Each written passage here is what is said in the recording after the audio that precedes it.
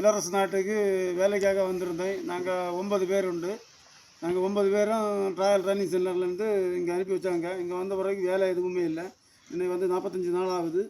எங்களுக்கு சாப்பாடு இல்லை, உறங்கியதுக்கு செரிக்கும் சொல்ல போனால் ரூம் இல்லை, ஒரு இது இல்லாமல் இருக்கோம். கையில் காசு கிடையாது. ஏதாவது கிட்டியதை வச்சு நாங்கள் சாப்பிட்டுட்டு இருக்கோம். நீங்கள் ஏதாவது ஒன்று பார்த்து எல்லாருமா சேர்ந்து எங்களுக்கு ஒரு ஹெல்ப் பண்ணுங்க. இது வந்து நம்ம கோயம்புத்தூர் ரயில்வே ஸ்டேஷனுக்கு ஆப்போசிட்டில் இருக்குது இந்த ஆஃபீஸு. பேர் வந்து ஆசீர்வாதம். பேர் வந்து ஆசீர்வாதம்.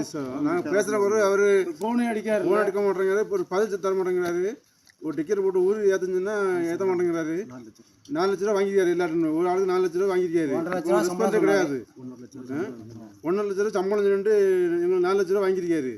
அது ஒரு ரெஸ்பான்ஸ் கிடையாது எங்களுக்கு.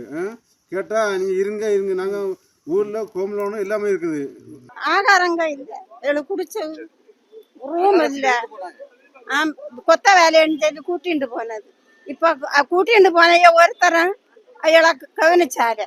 ஆகாரங்களும் இல்லாத அவைய கிடந்து படாத பாடுபட்டு தகிச்சு ஒரு இதும் இல்லாத கிடந்து கட்டப்படுது. அதனால நீங்க ஒரு உதவி. போய் 2 மாசம் ஆகுது. 15 நாளா இந்த இது பாம்பால தங்கி அப்படியே அங்கண்டே அவைய பிள்ளைய விட்டு போய் 2 மாசம் ஆகுது. அண்ணு 11 பேருன்னு சொல்லி இருந்து 11 பேரும் ஒரு இடத்துல உள்ள 4 பேர் திங்கள் சந்தாலிருந்து ஒரு ஆள் விழுந்தேம்பல. அது எனக்கம்மா. அதனால நீங்க அதாவது ஒரு உதவி பண்ண. ஒரு வீடு கூட இல்லை, வீடையும் ஒத்தி ஏற்றுதான் 4 லட்சம் ரூபா கூட்டிட்டு போன கோயம்புத்தூர்ல இருந்து. அது எனக்கு தெரியாது. கூட்டிட்டு போன ஆறுன்னு தெரியாது. பணத்தையும் வேண்டிட்டு 3 நாளா அவர் பச்சோளம் கூட கொடுக்காத கொண்டு இறக்கி விட்டது. யானை 3 நாளா பட்டுன்னு கிடந்து எல்லாம் 11 மக்கள்.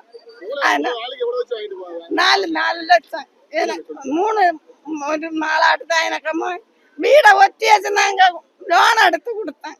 இப்ப அதுகளுக்கு ஒரு ஆகாரங்களும் இல்லாத, உடுப்பு அஞ்சலும் இல்லாத, ரூமை இல்லாத கிடந்து கட்ட அனுமதி. அதனால நீங்க ஒரு உதவி